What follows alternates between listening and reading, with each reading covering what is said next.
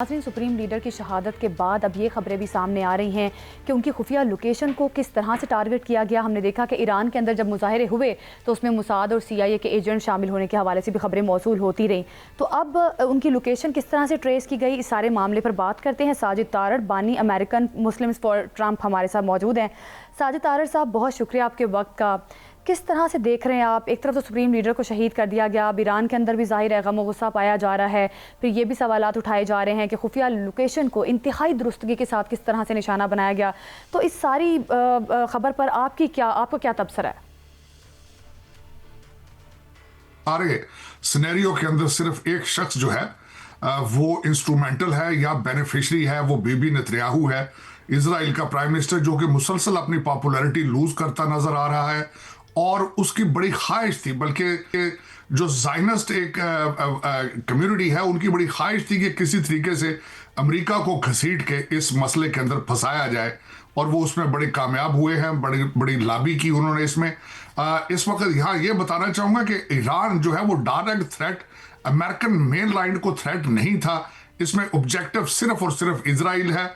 और अब देखें कि अनकंडीशनल सपोर्ट ऑफ इजराइल की कीमत कितनी अदा करनी पड़ती है।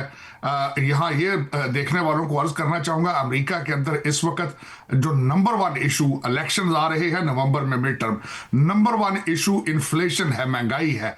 एवरेज अमेरिकन 2-2 जॉबें करके अपना गुजारा कर रहा है, और जो नया एक महंगाई का तूफान आएगा पेट्रोल की प्राइसें ऊपर जाने से एक्सपेक्ट की जा रही हैं, $100 से $150 पर बैरल होगा, और उसको दुनिया किस तरह हैंडल करेगी। अब ये सिर्फ इजराइल की वजह से इतना बड़ा पूरा कॉन्फ्लिक्ट। देखें, आज अगर देखा जाए तो इस कॉन्फ्लिक्ट में अमेरिका के साथ ना एलाइज खड़े हैं, ना यूरोपियन यूनियन खड़ी है, नेटो नजर नहीं आ रही। इसमें 2 कंट्री सिर्फ इकट्ठे हैं, अमेरिका और इजराइल।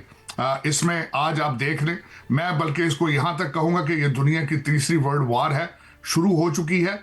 क्योंकि आप देखें कि कितने कंट्रीज खलीज के अंदर, सऊदी अरेबिया और दूसरे कंट्रीज इसकी लपेट में आ चुके हैं, बिल्डिंगें जल रही हैं। और इसमें आप देख लें जिस तरीके से ह्यूमन सफरिंग बिलखसूस, जिस तरीके से नहाते लोग जो हैं वो अपनी जानों की कुर्बानियां दे रहे हैं। आप दूसरी तरफ आते हैं, आज न्यूयॉर्क टाइम्स के अंदर एक बड़ा आर्टिकल आया है कि जिसमें उन्होंने बताया कि किस तरीके से CIA ने खामनाई जो लीडर हैं, रहबर हैं, उनको किस तरीके से उनकी लोकेशन को ट्रेस किया, किस तरीके से उनके फैमिली के सेल फोन जो है, मोबाइल, उनको वो ट्रेस करते रहे। और फिर जब उन्हें पता था इस बात का, और बिलखसूस ईरानी इसलिए भी निगलेक्ट करते रहे कि हमले का दिन जो था हफ्ता था, और उस दिन यहूदी जो हैं, ज्यूइश लोग, वो सैबत मनाते हैं, ना लोहे को टच करते हैं, ना कोई और दूसरा काम करते हैं, लेकिन उन्होंने अपने ज्यूइश ट्रेडिशंस को साइड पे रख के हमला किया। 30 बम जो हैं वो फेंके गए उनके बंकर के ऊपर, और अपना टारगेट उन्होंने अचीव किया।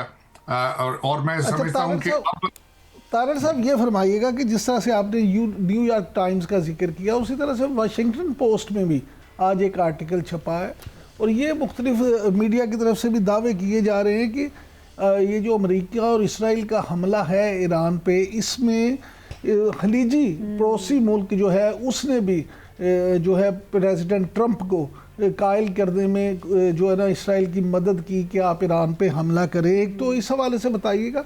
दूसरा सर ये बताइएगा कि आलमी बरादरी के साथ साथ इस वक्त अमेरिका के अंदर भी जो है ईरान पे हमलों की मजम्मत की जा रही है। तो आप क्या समझते हैं कि ट्रंप इंतज़ामिया इस सारे मामले को किस तरह से डील करेगी? इमरान साहब, सबसे पहले तो अर्ज ये करना चाहूंगा, अमेरिका के अंदर पहले ही कश्मकश चल रही थी पावर हैंडलिंग के बारे में। जो इस वक्त हुकूमत के पिलर्स थे, जिस तरह जुडिशरी और कांग्रेस है, वो दोनों अगर देखा जाए तो वो प्रेसिडेंट ट्रंप से नाराज थे। यहाँ पे ये अर्ज करना चाहूंगा, जब वेनेजुएला में अटैक किया गया तो उसके बारे में जब कांग्रेस के अंदर इस पे बातचीत हुई तो 5 से ज्यादा रिपब्लिकन सेनेटर जो थे वो रिपब्लिकन पार्टी को छोड़ के डेमोक्रेट पार्टी की साइड पे चले गए थे। दूसरा अर्ज करना ये चाहूंगा कि अगले दिन जिस तरीके से टैरिफ के ऊपर सुप्रीम कोर्ट ने डिसीजन दिया, और वहां पे एक जज है उन्होंने अपने फैसले में लिखा कि this is imperial presidency after the Nixon period. तो मैक्सिमाइज किया है प्रेसिडेंट ट्रंप ने अपनी पावर्स को।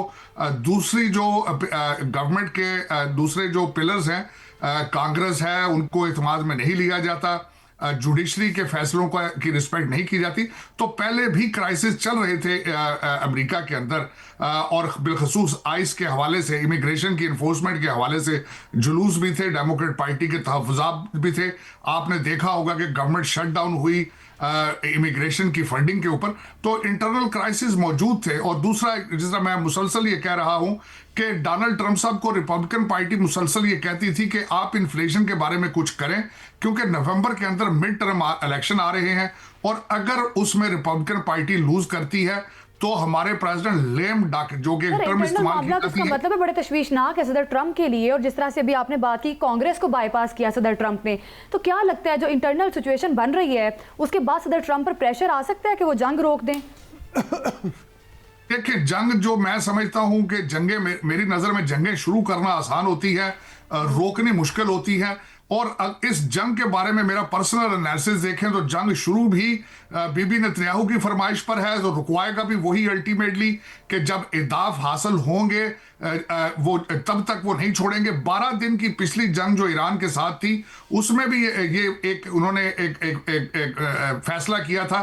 उन्होंने उस वक्त कि हमने अपने अहदाफ हासिल कर लिए हैं। अब अहदाफ क्या है? अहदाफ इस वक्त नंबर 1 अहदाफ ये है कि रजीम चेंज की जाए। अब रजीम चेंज करना आसान है। 4 मुख्तलिफ किस्म की एथनिक कम्युनिटीज वहां मौजूद हैं। बलोची स्पीकिंग है, अरबी स्पीकिंग है, पर्शियन स्पीकिंग है, और आज़रबाईजान और कुर्द भी वहां मौजूद हैं। और जो हालात पहले लिबिया और इराक के हैं, क्या वो आपने अचीव करना है? दूसरा सबसे बड़ा इशू है कि इस वक्त चाइना और रशिया खुल के सामने आ चुके हैं।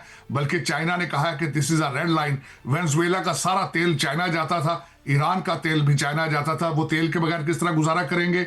और जो वहां पे अभी गुजरगाह है जिस हरमोस, उसको रोका गया, तो 80% तेल इंडिया का वहां से गुजरता है, वहां एक तूफान आएगा।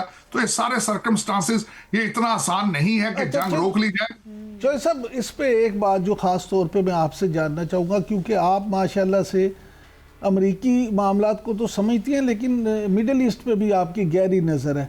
ये जो इस दफ़ा का हमला है, और जिसके जवाब में ईरान ने मिडल ईस्ट के तकरीबन जितने बड़े ममालिक हैं उन सब पे हमले शुरू कर रखे हैं, सऊदी अरब से लेके बहरीन तक, और फिर कुवैत से लेके यूएई तक। तो ये जो सारे, कतर भी इसमें शामिल है, ओमान भी शामिल है। तो आप क्या समझते हैं कि ये जो मामला है, इससे क्या आप नहीं समझते कि यूएई पूरा मिडल ईस्ट ख़ास तौर पर पूरा जो है वो सफ़र करेगा और मामला मज़ीद ख़राबी की तरफ जाएंगे? बिल्कुल, मैं समझता हूं ईरान के पास इस वक्त सिर्फ ये जो हमले हो रहे हैं, एक तो वो उन्होंने मुसलसल कहा है कि हम अब अमेरिका की तनसीबात के ऊपर हमले कर रहे हैं। These are not the attack on Islamic countries, number 1। दूसरा, उनके पास इसलिए हमले जारी कर रखे हैं कि यही कंट्रीज चीख के कहेंगे अमेरिका से कि प्लीज जंग को रोकें। This is a second option. और तीसरी, वहां पे मिडल ईस्ट के अंदर पहले भी 2 कंट्रीज, 2 ब्लॉक बन चुके हैं, यूएई और सऊदी अरेबिया, बिल्कुल एक दूसरे के आमने सामने खड़े थे। कुछ इसके जंग के हक में थे, कुछ इस जंग के खिलाफ थे। आपने देखा होगा यमन में और हॉर्न अफ्रीका, ये दोनों कंट्रीज एक दूसरे के सामने खड़े हैं, यूएई और सऊदी अरेबिया। तो दर हकीकत डिवीजन पहले मौजूद है, एक दूसरे के साथ इख्तलाफात मौजूद हैं, और इसका भरपूर फायदा कौन उठा रहा है? इजराइल उठा रहा है कि मुसलमान एक दूसरे से लड़ेंगे। और पहले भी आपको यहाँ पे आपके देखने वालों को जरूरी है कि अब से 3-4 दिन पहले हमारे American ambassador in Israel Mike Huckabee साहब ने जो एक बिब्लिकल मैप का जिक्र किया है, जिसमें वो समझते हैं कि इजराइल का हक है कि सीरिया, इराक और उसके बाद सऊदी अरेबिया और ये सारे कंट्री, जॉर्डन, ये सारे चाहे वो ले लें तो हमें इस पे कोई एतराज नहीं है। और उसके साथ ही इतना बड़ा हमला करना, अगर डार्ट्स जोड़े जाएं तो मेरे ख्याल में एक लम्हा फिक्रिया है इमरान साहब कि जो कौमें तालीम में पीछे रह जाती हैं, जो आज भी फूंकों से कैंसर का इलाज करती हैं, जो आज भी जिन्नात पे यकीन रखती हैं कि वो आके तो कंट्रीज के हालात ठीक करें। उनके ये हमला इसराइल की ईमा पर किया हो, लेकिन सदर ट्रंप जिस तरह से इसराइल के साथ खड़े हैं और हमने देखा कि जनवरी के आगाज़ से ही तैयारियां शुरू कर दी गई थी, मुख्तलिफ़ किस्म के बयानात भी आते रहे, फिर मुज़ाकरात भी करने के 3 सेशन भी हुए, उसमें भी कोई कामयाबी नहीं मिली। तो ऐसा लगा कि सिर्फ अमेरिका टाइम बाय कर रहा है ताकि अपनी फ़ौजी तैयारी जो है वो पूरी कर ली जाए।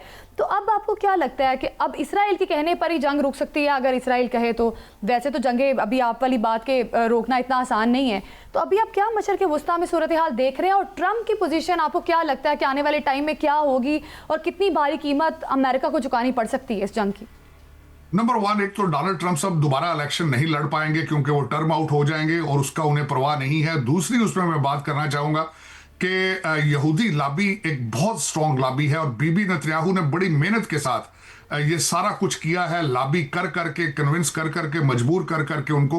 तो दर हकीकत अगर देखा जाए तो जंग बीबी नेतन्याहू ने शुरू कराई है, वही इस पे ग्रीन सिग्नल देंगे, अहदाफ हासिल। अब वो अहदाफ क्या है? मेरे जैसा बंदा वाशिंगटन डीसी में बैठ के देख रहा है कि इन्होंने शाह ईरान के रजा शाह पहलवी उसको तैयार किया है, वो इजराइल भी गए, वहां पे उनको भी गारंटियां देकर आए कि हम इजराइल को रिकॉग्नाइज करेंगे, और फिर उसके बाद ये सोचना जरूरी है कि क्या वो ईरान की हालत ठीक कर लेंगे, करने की सलाहियत रखते हैं? Absolutely not. Irani diaspora divided है यहाँ पे उनकी सपोर्ट में। ईरान के अंदर डोनाल्ड ट्रंप साहब, प्रेसिडेंट ट्रंप साहब खुद कह चुके हैं कि ये रजा शाह पहलवी ईरान की सिचुएशन को हैंडल नहीं कर पाएंगे। दूसरी बात ये है कि वहां पे जो रहबर खामनाई हैं वो अपने नीचे दूसरे लीडरान के नाम दे के जा चुके हैं, विरासत में दूसरे कई लीडरों के नाम आ चुके हैं।